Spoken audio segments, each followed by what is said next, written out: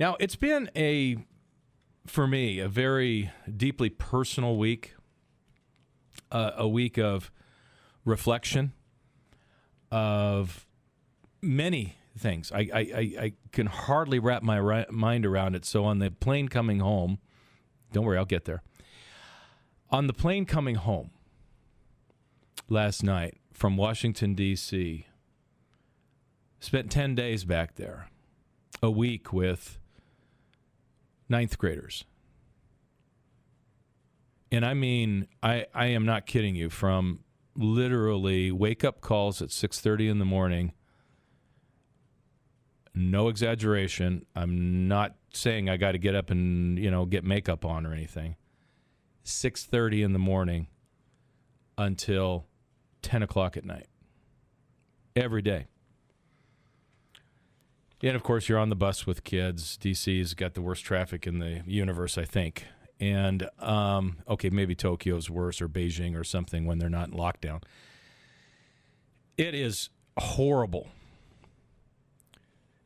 But it's a point of, you don't have to worry about it, right? Because you're sitting on a bus. And you see everything. And we had the best guides in the world. And what I mean by something, it's kind of emotional. If you've ever been back there, I know both times I've been to Arlington, the first time I was an emotional mess. It's one of those things that just hits you. And it's really stunning because so many of these memorials have gotten to be so good, the story's so deep. And we have a point now in our country where we are fighting about, if you will, the greatness of this American experiment. And it is an experiment. We forget. I do. I think we all do. How this experiment really began in 1776. And it is an experiment. Nobody had done this before. Nobody has done this since. We still have a unique government. A uniquely free government. It was extremely difficult to do. Extremely. Now, I tell you all this, just bear with me here, because it really gives you a sense of history and not day-to-day noise. But when you go to places like the Holocaust Museum, Black History, Arlington, Mount Vernon, the Lincoln Monument, it's just stunning. Okay, they're beautiful. They're amazing. It's incredible.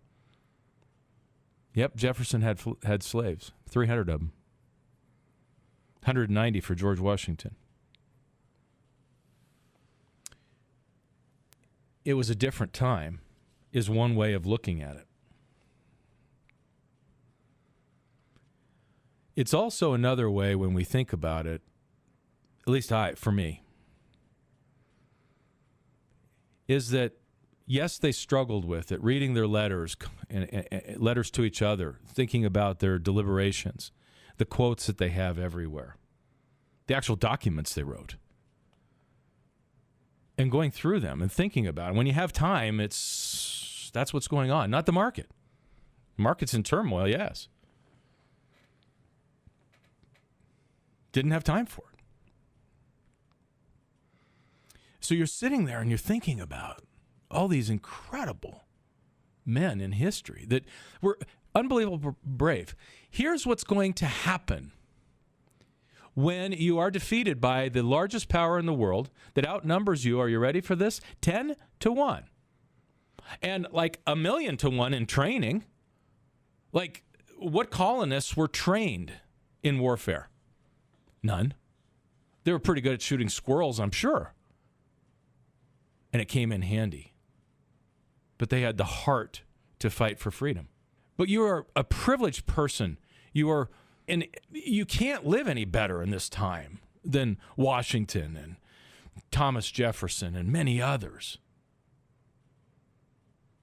And you were going to be hung, but not till you're dead, pulled down, and then you're going to be quartered. If you don't know what that is, you can look it up, but I wouldn't suggest it. That's what's going to happen to you. And you sign a document anyway. It's bravery beyond comprehension. To me. It's Iwo Jima type of, right? Bravery. Very, very privileged people. But amazingly thoughtful people, brilliant people, inspired people, in spite of their flaws. I know Thomas Jefferson had a separate family. They're pretty much 100% sure because of DNA testing and blah, blah, blah. Okay? He did. He's a sinner. And he also wrote the most amazing document.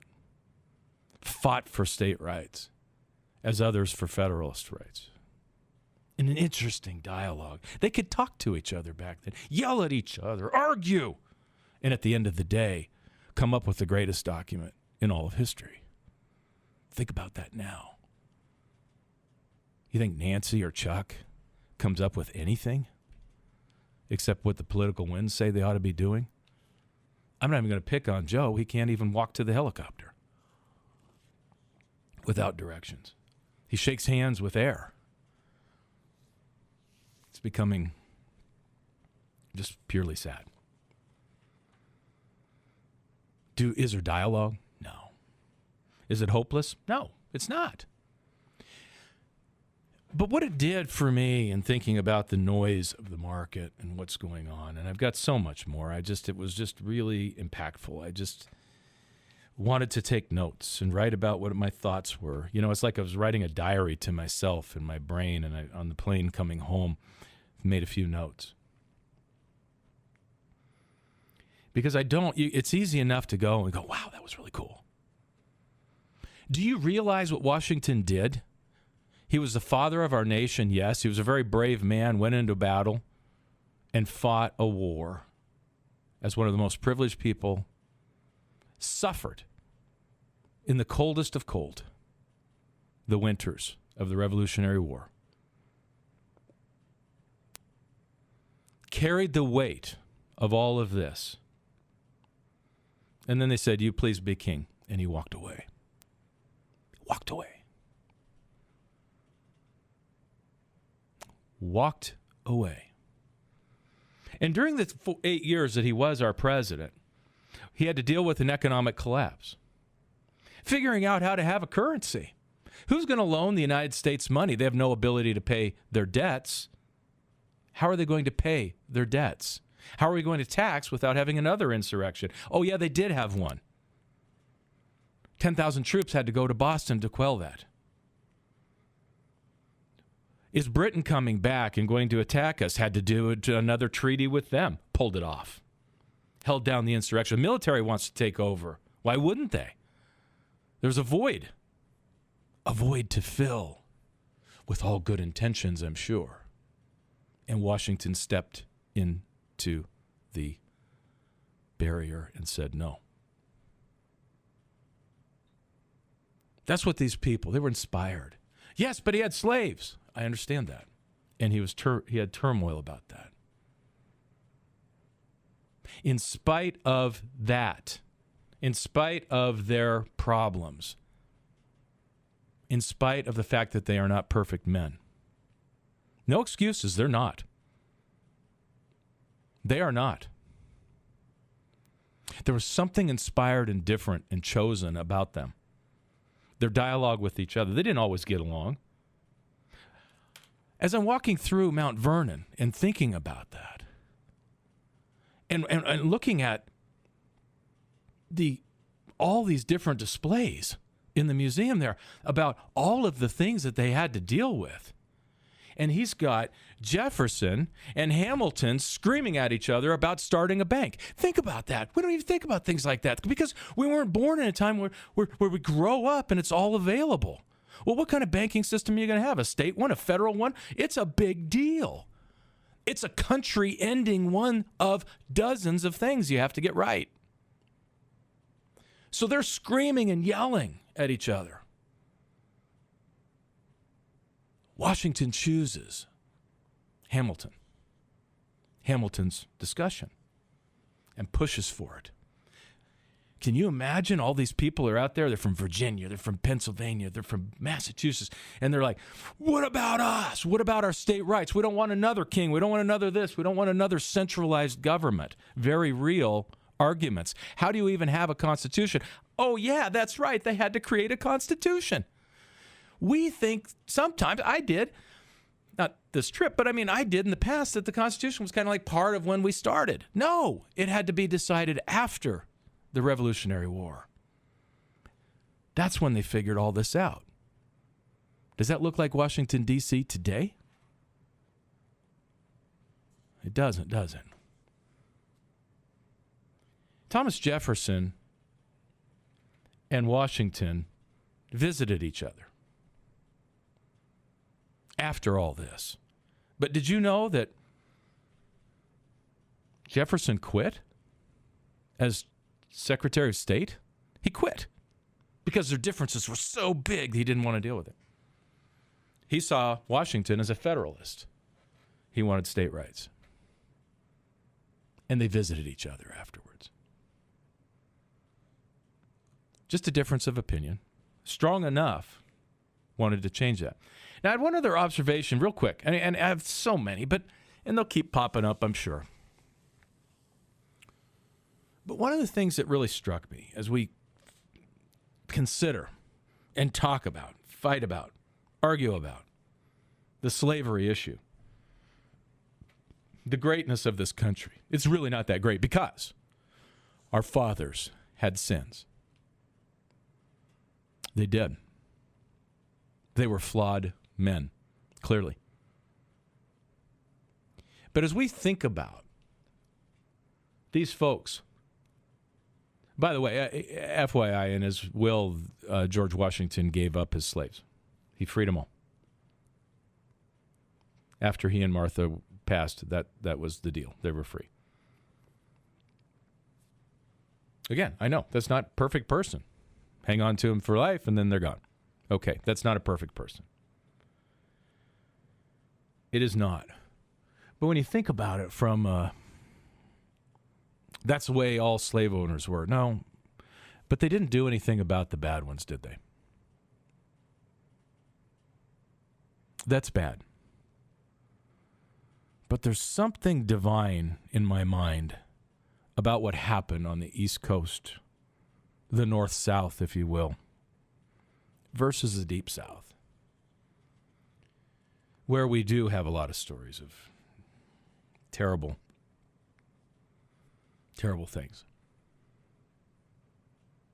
And it is terrible. And I'm not here to put down the South. I'm just saying there was something different happening in Virginia, Pennsylvania, Massachusetts, New York, etc. Because that's where all of our founding fathers came from. That's where the deep thought came from, the Constitution. Something different. They argued and fought. They were willing to give their life for a cause. A good cause, a noble cause. And that's what I came away with. Slave owners, yes. Maybe philanderers, yes. You know, so-and-so, Ben Franklin had this, okay, whatever, right. Hey, you perfect person, cast the stone. But when we look at it and think about this country, this experiment that we're living in this sense, hundreds of years of progress. Hundreds of years of progress based on an idea. We're doing pretty good. Can you imagine that from a small group of colonists? A revolutionary war, a civil war that is grotesque beyond comprehension as to what it does and what it did, especially to the South. It's unbelievable. 2% of the population died. 2 died. Not just were like mortally, not mortally, like handicapped for the rest of their life. That'd be another at least 2%. Stunning. It would be millions of people were killed in the Civil War if it happened today. Stunning numbers. Stunning numbers. We got through all of this, and we're still here. We're not just still here. We are the light on the hill. We are the beacon to the world. We are the innovator and creator of everything. We are inherently great. Why? I don't know. I think it's the DNA of our Constitution, of our founding fathers, as imperfect as they were. And when you go and see it and consume in it with... I met a man that it was just like one of the most humble men. But when you talk to him for a week, he's our guide. He's 83 years old. I can't walk and keep up with him. Nobody could in the bus. The 9th graders couldn't keep up with him. What a stud of a guy. Quiet as a mouse. Except to tell his stories about growing up in a segregationist South. Talk about the stories about being in the White House. Not just being there, he worked in the White House. Unbelievable. You never know this. And all he wants to do is go around and teach kids, impressionable minds, about America now. Stunning. Ran hundreds of millions in revenue, hundreds of employees. Companies, he was a retired CEO. Ran the Department of Trade. These are the quiet, unbelievable people. You could write a book about his stories. He was a spy. It's just like, wow, this is insane. I mean, you just listen to this guy talking, most humble guy. And you just ask him a question, he'd talk, when I was in the White House, it was incredible. Those are the real people out there. That's who we are. Not the, look at me, do this, do that. When you think about that and you think about the history, and we worry about market corrections on a week-to-week basis, of course we're going to worry about it. I get it. It's in your face. My money's going away, blah, blah, blah. And the first one is always the hard one. But I thought about calling this segment real quickly, Dow 1 million. Because if we grow at the same rate we have the last 50 years, it'll be 1.5 million on the Dow. That's where we're going. That's where we're going. But we worry about this small stuff. It was almost 300 years ago now, right? These guys were riding around the backcountry and putting together farms. Unbelievable. And yet we worry about 1 week or 2 weeks. It's important, I think, sometimes to just get that perspective, to understand history, but to really dive deep sometimes, just immerse in it. And that was a blessing for me, is to come away with that. And those kids, by the way. Unbelievable. They knew more about history than I did when they got on the bus. And I don't just mean dumb facts. They may not understand history the way I do, the way we do as we mature, all people. But they were so well behaved, too. TV doesn't do justice to all the kids. We ran into busload after busload after busload. This is the big time in D.C., big time. Everywhere you go, there's buses of junior high and high school kids. Everywhere you go. Busloads. It's unbelievable. All going there to immerse themselves in the greatness of this country. They're great kids. There is great hope. Great hope.